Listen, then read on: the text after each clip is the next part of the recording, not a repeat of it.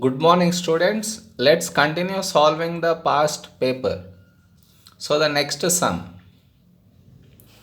The diagram shows a solid cone with radius 5 centimeter and perpendicular height 12 centimeters. The total surface area of painting is costing at $0.015 per centimeter square. Calculate the cost of painting the cone. What all you need to know is it's a solid. Means even the bottom of it also needs to be painted. So for the curved part, formula is pi RL. Even the bottom of it should also be painted. So bottom is a circle, circle area is pi r square. This area you need to paint because it's a solid. Had it been hollow, you wouldn't have considered this pi r square. Okay, so let us start. So it is now pi RL plus pi r square. So how much is pi? Pi, leave it like that. R is 5, L is how much? To get L, you need to apply Pythagoras to it. This is your L and this is your height. If you apply Pythagoras, what do you get? L square equal to R square plus H square. So which is nothing but 5 square plus 12 square. So L equal to square root of 5 square plus 12 square, which is 13 centimeters. Now place 13 here. Plus pi into r is 5. 5 square. Put this in the calculator. You get 282.74 centimeters square. Now, for 1 centimeter square, what is the charge? Charge is dollars 0.015. So for these many centimeters square, what will be the charge? Just cross multiply this into this. So it becomes 282.74 into 0.015 by 1. So if you multiply, you get $4.24. Did you understand? Yeah. Next sum now. Now the cone is made of metal and melted down and made into smaller solid cones with radius 1.25 centimeters and perpendicular height 3 centimeters. Calculate the number of smaller cones that can be made.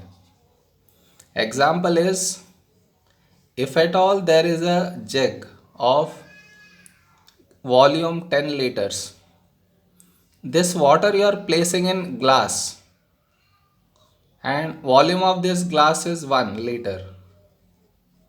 So this 10 liters, in how many glasses can be filled by using this 10 liters? When the glass volume is 1 liter, you can fill 10 glasses. How did you come to know it's 10 glasses? By dividing. So total volume of water present with you divided by volume of glass will give you a number of glasses that can be filled. Okay, same way here also the same thing. How many smaller cones can be made? That number you will get by dividing volume of bigger cone by volume of smaller cone. Bigger you assume it to be a jug. Smaller you assume it to be a glass. Now what is the formula for volume of a cube? Pi r square h by 3. And smaller one also same. R and h are different, but pi is same, they get cancelled. 3 is same, they get cancelled. So it's only r for bigger one is 5. Height for the bigger one is 12. R for the smaller one is 1.25. Height for the smaller one is 3. So place this in the calculator. After placing it, you get 64. That means number of smaller cones that can be made is 64. Okay. Now next sum. The diagram shows a field ABCD. Calculate the area of the field ABCD. This entire area you want to find out. That entire area is divided into how many parts? Two parts. So first part, second part. So area total is equal to area of ABC plus area of triangle ACD. Okay. So now this total area only they are asking. So how do I get area of triangle ABC? It's a right angle triangle, so half base into height. So base is 100 and height is 70. Plus area for ACD. So what is the ACD? It's not a right angle triangle. So I need to use area of triangle is half AB sine C. So here it is half, my A is 110, B is 100 and sine is angle between these two sides 40. Okay. Now place it in the calculator. You will get the answer to be 7035. In exam it's good to write three significant figures. Fourth significant figure is 5, so add 1 to this. So it becomes 7040 meter square. Did you understand? Good. Next one. Calculate the perimeter of the field ABCD. So perimeter of ABCD means all the boundaries you need to add. So let us write. Perimeter equal to AB plus BC plus CD plus DA. Did you understand? Only the four outer parts. Inner part you should not add. Only the outer part you need to add. Okay. Next one. How much is AB? AB is 70. Do you know BC? No, you don't know. So you need to find out BC now. Do you know CD? Yes, which is 110. Do you know DA? No, that also you need to find out. So let's find out first. So for finding out BC, it's a right angle triangle. BC is hypotenuse.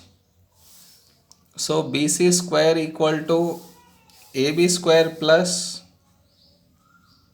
AC square. Right angle triangle Pythagoras theorem I applied. So which is nothing but 100 square plus 70 square. So BC equal to square root of 100 square plus 70 square. So you get 122.06. Place it here, 122.06. Now more you need to find DA. So how do you find DA? You know the opposite angle and other two sides. So cos rule, which is DA square equal to 110 square plus 100 square minus 2 into 100 into 110 into cos 40. Okay, so DA equal to square root of this entire stuff. 110 square plus 100 square minus 2 into 100 into 110 into cos 40. Place it in the calculator. You get it to be 72.4. Write that here. Did you understand? Perimeter means add all the boundaries only. So now if you add, how much do you get?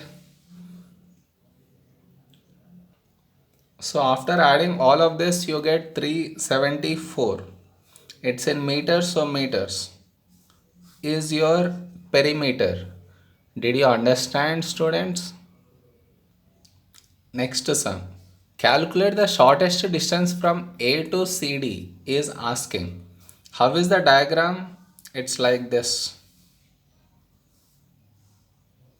Here the angle is 40, this is 110 and this is 100. Shortest distance from A to CD. will be the perpendicular distance. So draw a perpendicular which is passing through A. So this distance is what you need to find out. Okay. So to this angle, what will this side become? Opposite. And what is this? Adjacent. So relation between opposite and adjacent, tan. So tan 40 equal to opposite is x by 100. Okay. So x equal to 100 into tan 40. So that will result in 64.3 meters. Did you understand? Shortest distance is nothing but perpendicular distance. Now, next one. B is due north of A. Calculate the bearing of C from B. Next sum. B is due north of A. So north of A is B. Bearing of C from B. After from, what is the letters? B. So B needs to take a turn to reach C. North of B is here in the same direction. In your bearing, it is always clockwise direction. So B needs to turn this much angle in the clockwise to reach C. Did you understand? So this is the answer. This angle till here is 180. How much will this angle be? X. So to this angle, what is this? Opposite. And what will this become? Adjacent. So relation between opposite and adjacent is tan. So tan x equal to 100 by 70. So x equal to tan inverse 100 by 70. So this is this much smaller angle. This you need to add to 180. Will give you the complete angle. And this resulting in 235 degrees. So that is the answer. After from, what is the letter B? So B should take a turn to reach C in a clockwise. If you go in anti-clockwise, it's considered wrong. In bearings, always clockwise direction. Okay.